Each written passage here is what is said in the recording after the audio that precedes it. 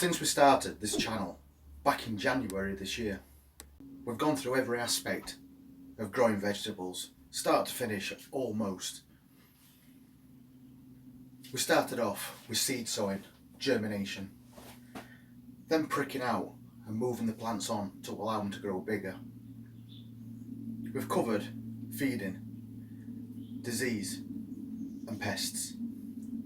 So we've basically tried to do a step-by-step guide to growing vegetables, especially for newbie gardeners that are going to come across things that they don't understand or may not even realise is a problem. But some things that occur don't occur until the late part of your vegetable growing, when your plants start to ripen. And we've already seen one example of that with blossom end rot.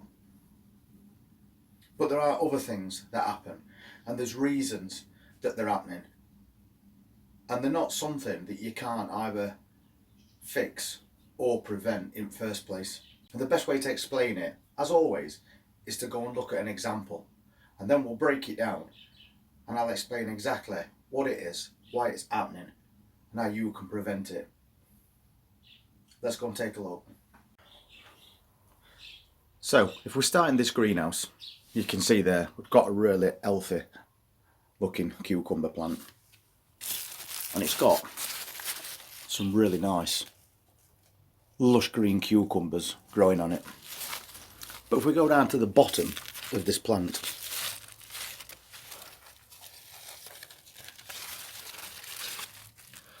you'll see that. And this cucumber's not turned green, it's still yellow, and it's starting to go blotchy as well. And I am going to take this off.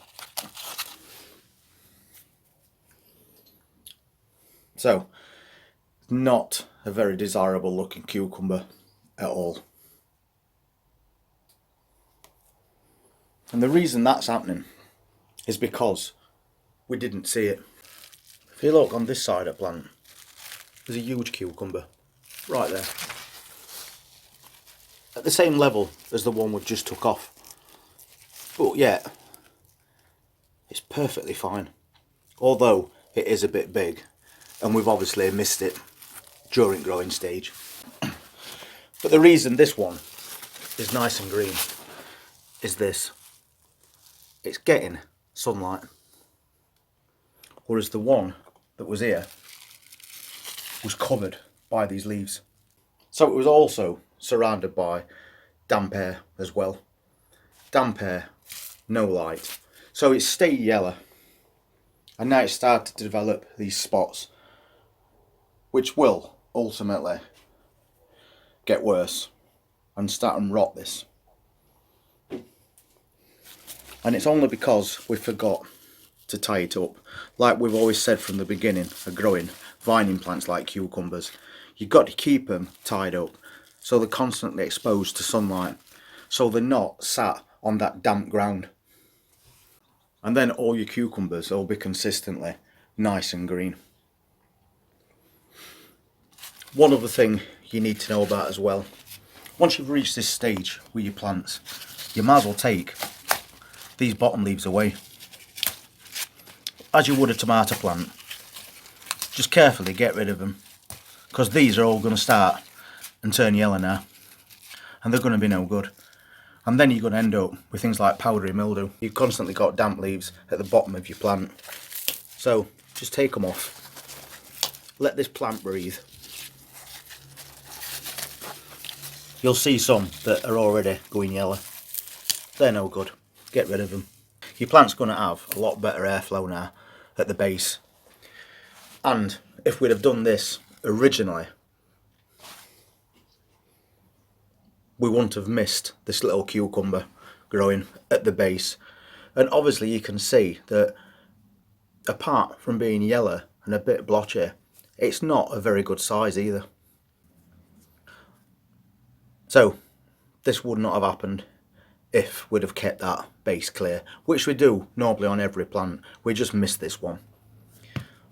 But for me, I'd just take that off and forget about it, especially when you're getting fruits growing this good. And also, when you're watering these plants, it might be worth knowing that if a cucumber gets inconsistent watering, so it's got a very dry period, which is quite feasible with the weather we've been having, that it could just dry out really quickly. But then you notice that the leaves are starting to wilt a little bit. So you deep water it, and then you water it again the day after, and you just keep constantly drowning it with water, worried that it's going to dry out too much and die. What's going to happen if you do that is, it's going to take up as much water as it possibly can, but it's going to take it up all at once. And then what could happen is, the stem could split, rendering the rest of that plant useless. So, as always, you need consistent watering. So if we move on into this greenhouse, to the tomatoes, I can show you something else that you might notice occurring on your tomatoes as they ripen. And it's this. It's splitting all the way around the top. So we'll just take that off and you can see it better. There's a line all the way around the top of this tomato where it connects to the stem, which is where it takes water from. The others are all fine. That one just fell off because it's completely ripe. But none of the others are doing that. And that's a really good sign, because it means we've spotted that early. So now I'll explain exactly what that is and how to prevent it. So we've gone over what causes that. And it's very easy to remedy, as we've just explained. It's because it's had hardly any light, which has caused it not to ripen properly and also not to grow very big. But if left unchecked, things like this will lie under the leaves of your plants and slowly rot, which is then going to cause disease. So take it off, get rid of it, and then clear out all the leaves to prevent this happening again. So now we can move on to this one. This circle around the top of your tomato is called concentric cracking. The reason it's doing that is because as a tomato ripens, the skin gets thinner. And in periods of drought, then followed by heavy rain, this tomato is going to take on water too quickly. And it's going to cause that skin to split. Another example you might see is it will split from top to bottom, and that's called radial splitting, and it's caused by exactly the same thing. It's just taking on too much water too fast because you've not consistently watered your plants, or you've had them outside and you've had some blistering hot days like we have had, temperatures over 100 degrees, drying your plants out really fast, followed by downpours or rain, so your plants take up the water as fast as they can. That's what causes this. But also another reason for it is the fact that as your tomato ripens, the skin becomes thinner. When your tomato's green, the skin is quite thick and strong, and as it ripens and becomes soft to the touch, it's because that tomato's growing, it's ripening, and the skin is becoming thinner, which makes it more susceptible to that. And there is a way that you can help your tomato plants, and that's by giving them a feed of calcium every 10 days. And what calcium does is the exact same thing as it will do with your pepper plants. It thickens the wall of that fruit, which is not so much of a problem with peppers, but with tomatoes, if your skin's a little bit thicker, you might not like that consistency, Personally, I like my tomatoes to be really ripe, nice and soft. If you wanted to try and prevent this happening, adding calcium would sort that out. The other thing is, if you do see that on your plants, you need to take that fruit off, because that is not going to fix itself. It's only going to deteriorate, get worse. That tomato will then start to rot, and you might not notice it, and that's going to start a spread of diseases.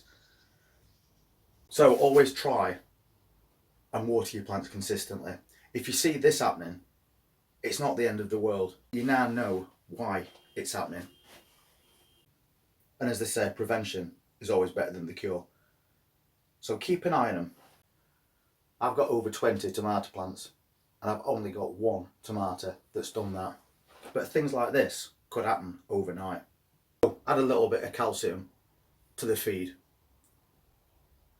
but always remembering it will slightly toughen the skin, and keep that watering consistent, especially this week, because once again we're going from 67 degrees last week. This week the temperatures are going to go up to around 90. So inconsistent weather means inconsistent watering, and that's for you to keep on top of. Check your plants. You can give them a deep water, leave them for a day or so, and then top them back up.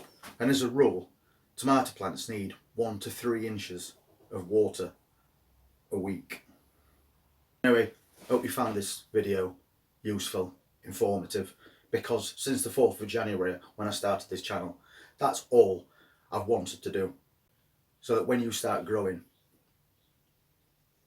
you can avoid lots of things that you might otherwise miss, just for the sake of a few videos that give you the information that you need to successfully grow things and prevent problems at the same time. If you want to see what other things we cover as we start to come to the back end of summer, then please just hit that subscribe button, press that notifications bell, and we'll see you all next time. You all take care. Thank you very much for watching.